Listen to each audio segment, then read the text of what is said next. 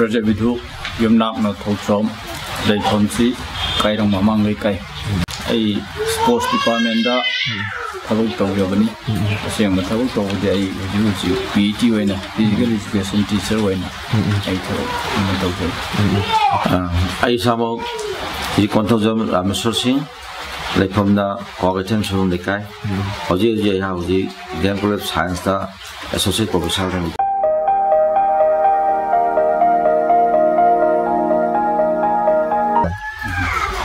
Masi ihan anbara ay koy na tingin sa kibisi ay sabong na 1982-83 da Nagpur da Labor Physical College asyang mamaming si Nagpur Saririk Shikshan Mahavidyalay ay nakang ni matam da ay na BPEd ay na 1 year course ay ito lay matam da ay koy gi college Nagpur Saririk Shikshan Mahavidyalay sige governing body sigi chairman si SW Dhabi haidana Maharashtra ki Chandrapur district ki kawe MP amale MPC matamdu de India ki waina physical education ki representative waina internationally discuss tawba karigumau khana ni na basar pakanda India represent tawba man satlu hai ahum lak shuba satlu barsi deida Hojik Hairiba Sepak the Chromosan Sigi booklet Ama Mahana Puraga College Day the Porpose when Temezaki Matam to the college authority na Equada Takipsi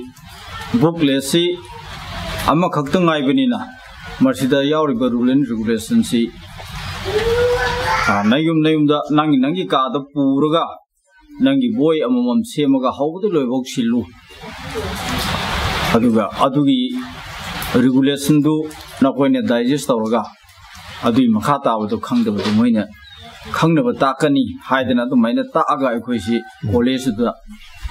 or that thing to give Makata. Yan Hanboina, Sepak the Cross, Equation of Hosier Kivan. When Mercedes interest like me to all young and mind or Kuntramo, same good Panequigi, college in the Timsi. Timsi the Gi. Semaga Aikoi Marie Kakshi selection Torkanda 1989 Asian Games Day the demonstration team Yaunava selection Toba ni Agui College the Tamiba Yamsi the Gi Kankalaga Singshina Maduda Aisamak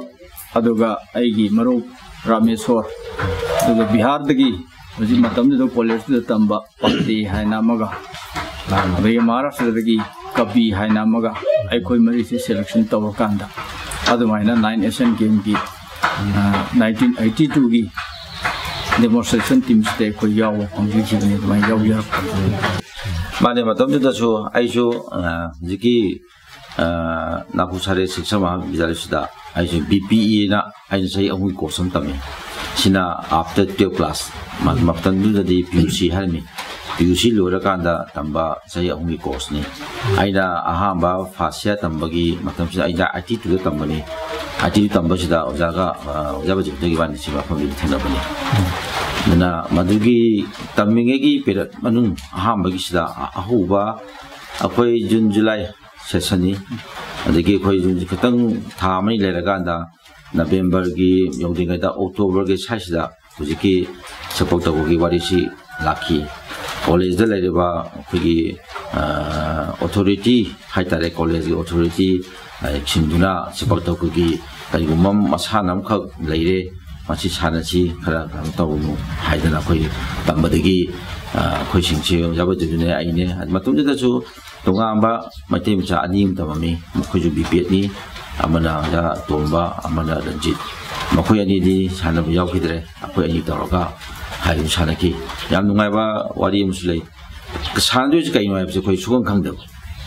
Bol Karino Kangdaba Run Karino Kangdaba Adegi Akoi practice of Shana Yamungaba Yamna Kudi Yamnasu Yamna Tawayamna Yauna Kudasu Yamushin Tobiba Oja Malay Poplina Poplina Yamana Mana Tawi Mando the Gi Koda Putore Bolam Putore Karibona Rabana Saba Bolam Rabana Saba and the Sapak Takogi Lina Saba Bol Siga Hide up the Manaba सिम काउने काना तौरना अखोई खरा cowl photo सुम छाने अदु खरा खरा अखोइना फुटबॉल सानरपा कनो ओइबनिना सब स्किल दुदि हार मानबा अदि बॉल जगलिंग तौबा कंट्रोल तौबा हाय मानबा अदुगा चप चाबा मदुगी सानबगी नियम दुदि अखोइना सु खंगदबा अदुमाना तौरगा अखोइसि निमित याम कुइना अखोइ प्रेक्टिस तौगिदे 10 days 15 days गुम्बा अखोइ प्रेक्टिस तौई तौर मतुंगदा अखोइ अनि ने मजबुजु ने आई सामो ने अदगी मतमदुदसु मास्टर दे फाने या तंबा वाबी पांडे गा अदि किशोर गा मखोइ अनि गा अखोइ मरी गसी टीम ममा सेमे हारगा 9 एशियन गेम गी दिल्ली दे पांथोबसिदा मदुगी इंडिया की टीम गी बहुत सिंदुनी हाइना अखोइ मरी से नापुदे दिल्ली दिल्ली चलगा हे यौई यौबगा नोंगाला कादा मालेशिया टीम से खोइ थेंगदारे थेंगदा कांददी मखोइना पोरबोसी लीना छाव बॉल से पोरे लीना छाव बॉल से पोरदा खोजि ना प्रैक्टिस तमिनाबसिदा लीना छाव बॉल से कंट्रोल से खोइ यावा कमाइना तौनी अदि कमाइदा बॉल से कंट एडजस्ट तौनी हबसे खर वागी अदगी बॉल से की कंट्रोल तौबदा खोइना फोर्स खरा हेना पिरगदी बॉल से बाउंस लेबा अदि पिद्रगना बॉल से बाउंस लेतबा अदना नेक्स्ट मथंगी कंट्रोल तो हेंगम दगुंबा काव हेंगम दगुम सुगुम खरा खोदा डिफिकल्टीज खरा थेनगी अदु याम तमना बॉल से खल्ला कानेसन इथंदा बॉल पाना खल्ला कानदी सागी बॉल दुगी मागी मौंग लेबा लीदुगी बॉल दु खोना किक तरकाना माउंदगी चोंखलबा माउंद राइजअप तौसे मसिग चांगसे सान फोर्स सान पिरगदी यानी यारो हैबसे कोन तम खोइ खंगे अदो हेडिंग तौबा फुटबॉल सादा कोने हेडिंग तौबगी नियम दु मखोने यारे मदु याम लाइन कंट्रोल तौरे थाइना कंट्रोल तौबा याय चेसना कंट्रोल तौबा नुमाइगी दुगा अखोज याम नुमाइ तबा खोना बॉल लाथोपसिदा नेट क्रॉसिंग पीगदबसे ओपोनेंट टीम दा नेट क्रॉसिंग तौगदबसे खोनो तौदोबा अमसे हेडिंग तौबजे खोइ लाइरे खोनो तौबजिने खोइदा खरा वान थोकिबा अदि मतमदुदि लाखिबा मालेशिया की कांगुसिंदुदि अंगपदा सानरबा प्लेयर आतनि मखोदि फजन सानरबा प्लेयर आतनिना मखोइन तौबा स्किल सिंग खोइना उदा खितंग खोइदा वागि अदो याम हेना तौबसु खोइ ngamgide ngam तौगेदि होनैदुबु खोइदा मदुगी हाना फिजिकली फिट ओइदबा गनदुगु जानबा स्किल लुक जानबदा फिट ओइदबा खरा लैगिबा खोइदा अदो खोइ खरा मदुगी पांथोबदा खोइ खितंग वागि अदो मोय याम ना खोइदा am appreciate तौरनि just to 4-5 days खतंग प्रैक्टिस तौरकांदा अदुसु लीना छाव बॉल नतबा बॉल रबर छाव बॉल अमदा प्रैक्टिस तौहलकांदा सुयामना बॉल सानरपा सपक्तको ओइना सानरपा हैरपा कसे बो याम एप्रिशिएट तौरलो खदा याम थागलमी अदु मतुंगदगिदि खोइ अमु दिल्लीगी नेशनल गेम दु लोरा मतुंगदा नागपुर मु हले नागपुर हलगा नागपुर गी स्टेडियम दो हर ममिंग आई काउथोखरे दुदा कोइ मु डेमोस्ट्रेट गेम अमु साने अदुसु मु इंडिया टीम सेमी कोइ मरिगा मालेशिया टीम सुगा साने अदि मतुंगदा मु बॉम्बे दा चखी टीम से मतुंगदे कोइ बॉम्बे दा चत्रे बॉम्बे चलगा बॉम्बे दा कोइ मालेशिया लाइव टीम सिंसे सिदगी ओइबा मखोना आदा डेमो म उलु हाय मालेशिया टीम की खतगी अम मोय खतगी ओइबा डेमो मोय आर्सल उलुरगा अदमा तौना इंडिया दा सेपक्तो कोबी अहानबा टीम से अदमा लेगिबनी एना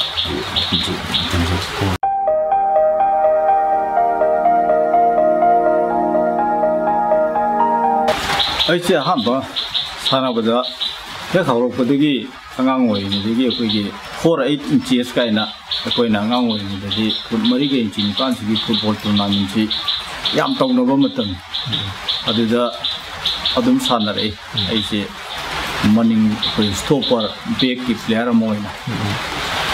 लमलोंग दगी करीबी नेफा क्लब काइना मतम जलेरम मैना हाया तो पतन ऐसे बॉल सी अरोइबा अने सानगोसी इम्फाल क्लबता कोइना पाद लेबा पाबुंग हाजु चसाना सना होइने तौबा को पाबुंग हापेन होइने तौबा इम्फाल क्लबता ए मतंदुदि ए ग्रेड काइजना अवांगबन अदु भवा सानरे अदुगा सोमदा साइड अमदा कबादीसु ऐ सानरे इंटर स्कूल गेम लगा सिलेक्शन गा तो ꯐꯪꯉꯛꯏ ꯀꯕꯥꯗꯤꯗꯗꯤ ꯑꯗꯨꯒ ꯁꯦꯅꯤꯌꯔꯗ ꯑꯅꯤꯔꯛ ꯑꯃꯒ ꯑꯩꯁꯦ ꯁꯦꯅꯤꯌꯔ ꯄ꯭ꯂꯦꯌꯔ ꯑꯣꯏꯅ ꯀꯕꯥꯗꯤꯗ ꯑꯗꯨꯃꯥꯏꯅ ꯃꯅꯤꯄꯨꯔ ꯇꯤꯝ ꯁꯦꯝꯕꯗ ꯌꯥꯎꯗꯅ ꯑꯩ ꯆꯠꯂꯞ ꯐꯪꯉꯛꯑꯦꯕꯀꯣ ꯌꯥꯝ ꯁꯨꯝ ꯍꯥꯏꯔꯀꯥꯟꯗꯗꯤ ꯀꯕꯥꯗꯤꯒ ꯐꯨꯠꯕꯣꯜꯒ ꯁꯤꯅꯦꯅ ꯍꯥꯏꯖꯕ ꯇꯥꯔꯦ ꯑꯗꯨꯒ ꯅꯦꯁꯅꯦꯜ ꯄꯥꯔꯇꯤꯁꯤꯄꯦꯠ ꯇꯧꯕꯒꯗꯤ ꯀꯕꯥꯗꯤꯅ ꯇꯧꯔꯛꯄ ꯐꯨꯠꯕꯣꯜꯗꯒꯗꯤ ꯇꯧꯕ ꯉꯝꯗꯦ ꯁꯛꯄꯤꯅꯉꯩꯗꯒꯤ ꯐꯨꯠꯕꯣꯜ ꯁꯥꯟꯅꯔꯦ ꯐꯨꯠꯕꯣꯜꯁꯤꯅ ꯑꯩꯒꯤ ꯃꯦꯟ ꯒꯦꯝꯅꯤ ꯍꯧꯖꯤꯛꯀꯤ ꯑꯣꯖꯥ ꯕꯖꯦꯕꯨꯁꯨ ꯇꯥꯛꯄꯤꯒꯦ ꯁꯨꯃꯥꯏꯅ ꯃꯇꯝꯗꯨꯒꯤ ꯂꯩꯀꯥꯏ ꯂꯩꯀꯥꯏꯗ ꯁꯥꯟꯅꯕ ꯑꯗꯒꯤ ꯐꯤꯠꯇ ꯑꯣꯟꯕꯤ 5 feet ꯀꯣ 5 to 5-7 ꯁꯤꯒꯨꯝꯕꯒꯤ ꯇꯣꯔꯅꯥꯃꯦꯟ ꯃꯆꯥ ꯌꯥꯝ ꯇꯧꯔꯝꯃꯤ ꯃꯇꯝꯗꯨꯗ ꯃꯗꯨꯗꯒꯤ ꯍꯧꯅ ꯐꯨꯠꯕꯣꯜ ꯁꯥꯟꯅꯔꯛꯏ ꯃꯗꯨꯗꯒꯤ ꯐꯨꯠꯕꯣꯜꯗꯨꯗꯒꯤ ꯖꯨꯅꯤꯌꯔ ꯇꯤꯝ ꯍꯥꯏꯅ ꯑꯣꯜ ꯃꯅꯤꯄꯨꯔ ꯐꯨꯠꯕꯣꯜ ꯑꯦꯁꯣꯁꯤꯌꯦꯁꯟꯅ ꯄꯥꯡꯊꯣꯛꯄ ꯖꯨꯅꯤꯌꯔ ꯇꯤꯝꯗ ꯑꯩꯈꯣꯏꯒꯤ PCC ꯅ ꯃꯌꯥꯏꯀꯨꯞꯇ ꯇꯤꯝ ꯑꯃ ꯂꯩ ꯃꯗꯨꯒꯤ ꯃꯍꯨꯠ ꯁꯤꯜꯂꯒ ꯁꯥꯟꯅꯔꯛꯏ ꯑꯗꯒꯤ ꯑꯃꯨꯛ ꯁꯤꯅꯤꯌꯔ B ꯀꯥꯕꯁꯤꯅ ꯍꯩꯅꯧ ꯈꯣꯡꯅꯦꯝꯕꯤꯗ ꯂꯩꯕ YDO ꯑꯣꯏꯅ ꯇꯤꯝ ꯑꯃ ꯂꯩꯔꯝꯃꯤ ꯃꯗꯨꯗ ꯑꯃꯨꯛ ꯒ꯭ꯔꯦꯗ Bꯒꯤ ꯇꯤꯝꯁꯤꯗ ꯑꯃꯨꯛ ꯐꯨꯠꯕꯣꯜ ꯁꯥꯟꯅꯔꯛꯏ ꯑꯗꯨꯃꯥꯏꯅ ꯇꯧꯅ ꯆꯍꯤ 2-3 ꯖꯨꯅꯤꯌꯔꯒ Bꯒ ꯂꯦꯚꯦꯜꯁꯤ ꯁꯥꯟꯅ ꯃꯇꯨꯡꯗ ꯗꯤꯗꯤꯃꯣꯔ ꯑꯦꯊꯂꯦꯇꯤꯛ ꯌꯨꯅꯤꯌꯟ ꯃꯌꯥꯝ ꯍꯧꯖꯤꯛꯅ ꯇ꯭ꯔꯥꯎ ꯍꯥꯏꯅꯔꯤꯁꯤ ꯃꯁꯤꯗ ꯁꯤꯅꯤꯌꯔ Aꯗ ꯑꯩ ꯁꯥꯟꯅꯕ ꯍꯧꯖꯔꯛꯑꯦ ꯁꯥꯟꯅꯕ ꯍꯧꯖꯔꯛꯄꯗꯒꯤ ꯑꯗꯨꯗ ꯁꯥꯟꯅꯔꯛꯄꯗꯒꯤ 1979ꯗ ꯅꯦꯁꯅꯦꯜ ꯖꯨꯅꯤꯌꯔ ꯃꯅꯤꯄꯨꯔꯒꯤ ꯅꯦꯁꯅꯦꯜ ꯖꯨꯅꯤꯌꯔ ꯐꯨꯠꯕꯣꯜ ꯇꯤꯝꯗ ꯑꯩ ꯁꯔꯨꯛ ꯌꯥꯖꯈꯤ ꯃꯇꯝꯗꯨꯗ ꯎꯔꯤꯁꯥꯗ ꯄꯥꯡꯊꯣꯛꯏ ꯇꯣꯔꯅꯥꯃꯦꯟꯁꯦ ꯇꯣꯔꯅꯥꯃꯦꯟ ꯄꯥꯡꯊꯣꯛꯄꯁꯤꯗ ꯑꯩꯈꯣꯏ ꯀ꯭ꯋꯥꯔꯇꯔ ꯐꯥꯏꯅꯦꯜꯐꯥꯎ ꯁꯥꯟꯅꯔꯦ ꯃꯅꯤꯄꯨꯔ ꯇꯤꯝꯁꯦ ꯑꯗꯨꯒꯤ ꯃꯇꯨꯡ 79 ꯃꯇꯨꯡꯗ ITꯁꯤꯗ ꯑꯃꯨꯛ ꯑꯩ ꯃꯅꯤꯄꯨꯔꯒꯤ ꯁꯦꯅꯤꯌꯔ ꯇꯤꯝꯗ ꯑꯃꯨꯛ ꯁꯥꯟꯅ ꯐꯪꯉꯦ ꯃꯗꯨꯗꯅ ꯗꯤꯜꯂꯤꯗ ꯄꯥꯡꯊꯣꯛꯄ Sanjoy Gandhi invitation football tournament ꯇꯧꯔꯝꯃꯤ ꯃꯗꯨꯗ ꯑꯩꯈꯣꯏ ꯃꯅꯤꯄꯨꯔ ꯇꯤꯝ ꯑꯃ ꯁꯦꯝꯃꯒ ꯆꯠꯂ ꯁꯥꯟꯅꯔꯤ ꯑꯗꯨꯒꯤ ꯃꯔꯛ ꯑꯁꯤꯗ ꯑꯩ ꯏꯝꯐꯥꯜ ꯀꯣꯂꯦꯖꯇ 1978ꯗ ꯇꯝꯃꯛꯄꯅꯤ ꯇꯝꯃꯛꯄꯁꯤꯗꯒꯤ ꯑꯩꯈꯣꯏ ꯃꯇꯝꯗꯨꯗ ꯒꯨꯋꯥꯍꯥꯇꯤ ꯌꯨꯅꯤꯚꯔꯁꯤꯇꯤꯒꯤ ꯃꯈꯥꯗ ꯑꯩꯈꯣꯏꯁꯤꯡꯁꯤ ꯑꯦꯄ꯭ꯂꯥꯏ ꯇꯧꯔꯝꯃꯤ ꯃꯅꯤꯄꯨꯔ ꯂꯩꯕ ꯀꯣꯂꯦꯖꯁꯤꯡꯁꯦ ꯑꯗꯨꯅ ꯏꯟꯇꯔ ꯀꯣꯂꯦꯖ ꯐꯨꯠꯕꯣꯜ ꯇꯣꯔꯅꯥꯃꯦꯟꯁꯦ ꯑꯩꯈꯣꯏ ꯒꯨꯋꯥꯍꯥꯇꯤ ꯆꯠꯂꯒ ꯍꯦꯛ ꯁꯥꯟꯅꯩ ꯑꯗꯨꯅ ꯃꯅꯤꯄꯨꯔ ꯀꯩꯅꯣꯒꯤ ꯏꯝꯐꯥꯜ ꯀꯣꯂꯦꯖ ꯇꯤꯝꯗ ꯑꯩ ꯑꯅꯤꯔꯛ ꯁꯥꯟꯅꯕ ꯐꯪꯉꯦ ꯃꯗꯨꯗꯒꯤ ꯑꯩ ꯒꯨꯋꯥꯍꯥꯇꯤ ꯌꯨꯅꯤꯚꯔꯁꯤꯇꯤꯒꯤ ꯇꯤꯝꯗ ꯑꯃꯨꯛ ꯁꯦꯂꯦꯛꯁꯟ ꯇꯧꯗꯨꯅ ꯒꯨꯋꯥꯍꯥꯇꯤ ꯌꯨꯅꯤꯚꯔꯁꯤꯇꯤ ꯇꯤꯝ ꯑꯃ ꯑꯃꯨꯛ ꯀꯜꯀꯇꯥꯒꯤ ꯖꯥꯇꯣꯄꯨꯔ ꯌꯨꯅꯤꯚꯔꯁꯤꯇꯤꯗ ꯁꯥꯟꯅꯕ ꯆꯠꯂꯤ ꯃꯗꯨꯅ ꯑꯩꯈꯣꯏ ꯑꯗꯨꯁꯨ ꯊꯥꯔꯠ ꯔꯥꯎꯟꯒꯨꯝꯕ ꯁꯥꯟꯅꯕ ꯑꯩꯈꯣꯏ ꯁꯦꯃꯤꯐꯥꯏꯅꯦꯜꯐꯥꯎ ꯌꯧꯗꯅ ꯊꯣꯔꯛꯈꯤ ꯑꯗꯨꯒꯤ ꯃꯔꯝ ꯈꯔꯁꯨ ꯂꯩ ꯃꯇꯝꯗꯨꯗ ꯕꯪꯒꯥꯂꯤꯒ ꯑꯁꯥꯃꯤꯒ ꯌꯥꯝ ꯀꯟꯅ ꯈꯟꯅꯕ ꯃꯇꯝ ꯑꯃ ꯊꯣꯛꯇꯨꯅ ꯑꯩꯈꯣꯏꯅ ꯂꯩꯔꯤꯕ ꯀꯦꯝꯞꯇꯨꯗ ꯍꯦꯛ ꯃꯃꯥꯡꯃꯛꯇꯗ ꯕꯣꯝꯕ꯭ꯂꯥ ꯁꯨꯝ ꯊꯥꯖꯤꯜꯂꯛꯇꯅ ꯑꯩꯈꯣꯏꯁꯤꯡꯁꯤ ꯌꯥꯝ ꯀꯤꯅꯈꯤꯕ ꯑꯩꯈꯣꯏ ꯎꯔꯤꯕ ꯇꯤꯝ ꯃꯦꯅꯦꯖꯔꯁꯨ ꯑꯣꯖꯥꯇꯤꯁꯨ ꯌꯥꯝ ꯀꯤꯅ ꯑꯩꯈꯣꯏꯁꯦ ꯃꯦꯠꯆ ꯁꯥꯟꯅꯔ ꯑꯩꯈꯣꯏ ꯅꯣꯡꯉꯥꯜꯂ ꯍꯜꯂꯅꯤ ꯀꯥꯏꯅ ꯍꯥꯏꯖꯕꯗꯒꯤ ꯃꯈꯣꯏꯅ ꯐꯨꯜ ꯁꯦꯀ꯭ꯌꯨꯔꯤꯇꯤ ꯑꯩꯈꯣꯏꯗ ꯄꯤꯕꯤꯕꯗꯒꯤ ꯅꯦꯛꯁ ꯃꯦꯠꯆ ꯁꯥꯟꯅꯔꯒ ꯑꯣꯖꯥꯗꯨꯗꯤ ꯑꯩꯈꯣꯏꯗ ꯄꯣꯛꯍꯜꯂꯣ ꯍꯥꯏꯔꯕꯅꯤ ꯃꯥꯗꯤ ꯌꯨꯝ ꯍꯟꯅꯤꯡꯃꯟꯈꯤꯗꯅ ꯊꯣꯏꯔꯅꯨ ꯄꯣꯔꯁꯤ ꯑꯩꯈꯣꯏ ꯌꯨꯝ ꯍꯜꯂꯁꯦꯅ ꯃꯥꯗꯤ ꯅꯨꯃꯤꯠꯇꯨꯗ ꯑꯩꯈꯣꯏ ꯇꯤꯀꯦꯠꯀ ꯀꯛꯈ꯭ꯔꯕꯅꯤ ꯅꯣꯡꯉꯥꯜꯂꯒ ꯐ꯭ꯂꯥꯏꯠꯇ ꯄꯥꯏꯒꯅꯕꯒꯤ ꯑꯗꯨꯃꯥꯏꯅ ꯇꯧꯗꯅ ꯑꯩꯈꯣꯏꯁꯤ ꯊꯥꯔꯠ ꯔꯥꯎꯟꯐꯥꯎ ꯆꯪꯉꯛꯇꯅ ꯍꯜꯂꯛꯈꯤ ꯑꯗꯨꯒꯤ ꯃꯇꯨꯡꯗ ꯑꯃꯨꯛ ꯅꯥꯒꯄꯨꯔ ꯌꯨꯅꯤꯚꯔꯁꯤꯇꯤꯒꯤ ꯑꯃꯨꯛ ꯑꯩꯁꯦ 3ꯔꯛ ꯁꯥꯟꯅꯔꯦ 1982 ꯁꯥꯟꯅꯕ ꯐꯪꯗ꯭ರೆ ꯑꯩꯈꯣꯏꯅ ꯐꯨꯠꯕꯣꯜ ꯁꯥꯟꯅꯩꯁꯦ ꯃꯣꯏꯅꯁꯨ ꯀꯌꯥ ꯊꯥꯖꯗꯕ ꯑꯗꯒꯤ 83ꯗꯒꯤꯗꯤ ꯐꯨꯠꯕꯣꯜ ꯐꯖꯅ ꯁꯥꯟꯅꯔꯝꯕ ꯄ꯭ꯂꯦꯌꯔ ꯑꯃ ꯑꯩꯈꯣꯏ ꯀꯣꯂꯦꯖꯇ ꯅꯥꯒꯄꯨꯔ ꯁꯥꯔꯤ ꯁꯤꯛꯁꯥ ꯃꯍꯥꯕꯤꯗ꯭ꯌꯥꯂꯌꯗ ꯌꯥꯎꯔꯝꯃꯤ ꯍꯥꯏꯕꯁꯤꯗꯤ ꯃꯣꯏ ꯇꯧꯔꯒ ꯀꯣꯂꯦꯖ ꯇꯤꯝ ꯁꯦꯝꯃꯒ ꯏꯟꯇꯔ ꯀꯣꯂꯦꯖ ꯇꯣꯔꯅꯥꯃꯦꯟꯁꯦ ꯑꯩꯈꯣꯏ ꯄꯥꯔꯇꯤꯁꯤꯄꯦꯠ ꯇꯧꯕ ꯍꯧꯔꯦꯃꯗꯨꯗꯒꯤ ꯑꯩꯁꯦ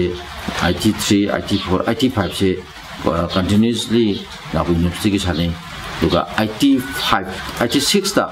ꯑꯩꯅ ꯃꯥꯁꯇꯔ ꯇꯧꯔꯀꯥꯟꯗ ꯉꯁꯥꯏꯒꯤ ꯆꯍꯤ 3ꯒꯤ BPEꯁꯦ ꯂꯣꯏꯔꯀꯥꯟꯗ ꯁꯦꯝ ꯀꯣꯂꯦꯖꯇꯨꯗ ꯑꯩꯁꯦ ꯃꯥꯁꯇꯔ ꯑꯃꯨꯛ ꯇꯝꯖꯩ ꯃꯥꯁꯇꯔ ꯇꯝꯕꯁꯤꯗ 86ꯗ ꯑꯩꯁꯦ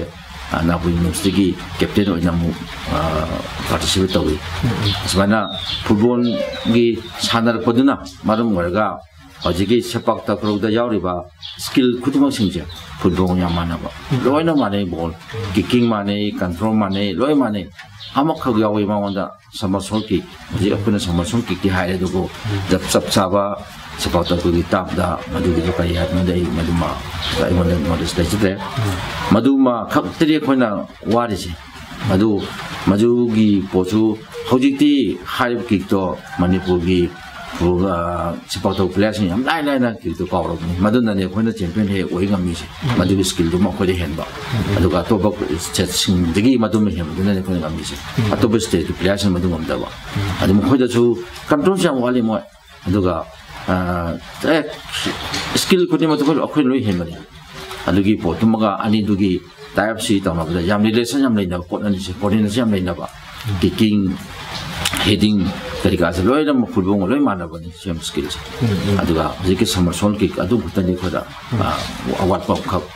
mana dah bahasa tu kau dah tu football tu sukai nu kau baseball nu kau goncalan dah baseball kau gua adu jauh mana tu kau baseball tu nak ama adu kisah seperti kau tu kau tu nak ama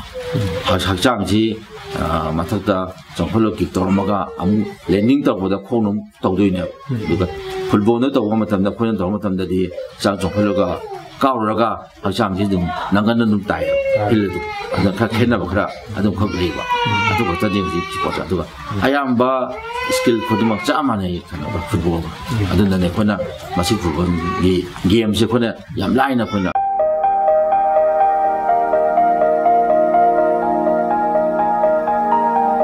Mongoloid group siga, Mongoloid ngakan soal tu apa game mana ni tahu, macam tu dah Malaysia nak tu apa AI bisi.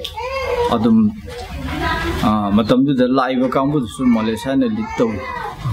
next Thailand lah kau dong tahu kau. Tapi itu betul dah. Aku yang sana kada hoki moina kan bani ni yang lain ni nuksi jadi bama pau. Adu kadang I practice tahu macam si tu mana yau raga pangjabani ni yang harau na tahu gitu. Tapi tu yang nungai bama na aku si Colonel Singh Stadium dah. Demonstrate tahu bersih dia lagi kabadi sih ke pun tahu nak tahu. Adugi demonstration tahu bah sidai dah. Aku ini pun sidai tengna bah pangaroi dah bah. Macam tu ki India ki Prime Minister wajib kiba Mrs. Indira Gandhi atau kahujik MP wajib bah magi macam pi bermana Priyanka Gandhi. Angang wei ma macam tu dah saya teram, semua dah teram atau semua dah. 1982 की मतलब तो मैं इसी लागा ऐको इन्हें पुंसी दा मुक पाकरू खंगुदरा वा इंडिया की अच्छा हुआ प्राइम मिनिस्टर कुंबा अमगा ऐको इन्हें लाइन अप तौर कांदे इंट्रोड्यूस तौर दन खुद का सोना बफंगी बा मधु कुंबा की नुआई बा अदुगा सिना अदु कुंबा कोई की पुंसी दा अमुत थेंगने दबदो थेंगने रुपुगी नुआई बा मखल लमो ओए अदुगा इंडिया की ऑफिशियल सिंगिदी मतलब तो दगी होना I coy the treat of wishing she when a Kanangamba, Aduma, Urga, Malesegi, Thailandgi, other Philippines live players in Kina. The Kogi official Singina, Kanakanang, Sikarino, Haibumama, Tam to the Equator, Friend Singama, Unavakanda, player machine, the Yam Nuxina, they did Luini. When a Yamna strange winner, Moy the Yam Tap Tamnanganga.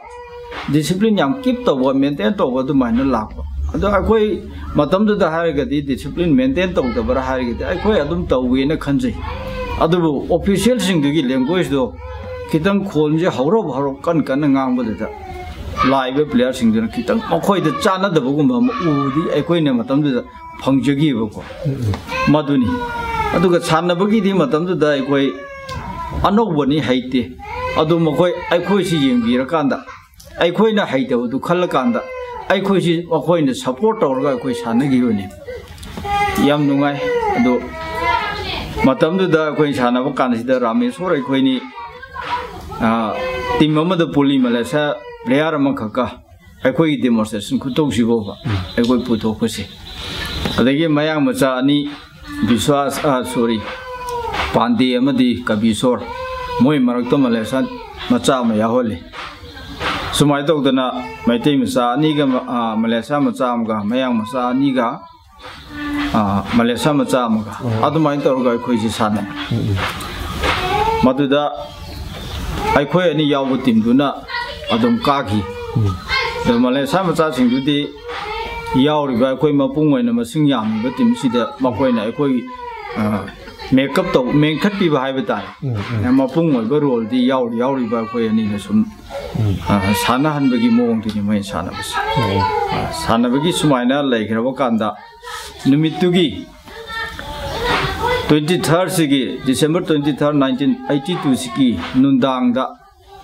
Pragati Maidan दा लैबा India की MP सिंगी canteen नमा लैबदुदा अखोयसि पुन्ना dinner मा से छिल्ली मदुदा अखोयसु लोइना यावबो फंजखिबा मतमदुदा अखोय मसक खंगबा यावरगसु अयामना खंगदि the player सिंगी लोइना मक यावरे official सिंगी यावी अदुगा इंडिया की MP तरमाथोय मतमदुदा डिनर दुदा पार्टिसिपेट तवी हाइना अखोयदा इंट्रोड्यूस तौदन खंगन बिदु हजिक ममिंग दि चप चाबदि निंगद्रे हाइरिबा सिंगदुगा अखोयना अदुमाइना पुनबा फंगमिनरपा मसिगुम्बा सिगी तोंगानबा नुंगाइबा मा थमोइदे लेबदि हजिक फावबा अदुम लेरि दि मसिगी नुंगाइरपा मुक्ता थेंगनरतबा मयाम थेंगनरपदुगी मांगहन निंगदबदुना आइना मणिपुरदा लाकांदा आइगी थक थोंबा मयामगा पुल्लगा स्टिल हजिक फावबा आई सेपाकदो ग्रोदमक्ता याम कन्न चेनबा नत्रगसु हजिकति खरा तपथरे पोथारबगुमनि हाइबे यारे अदुगा असिगी 2010 भावबुदी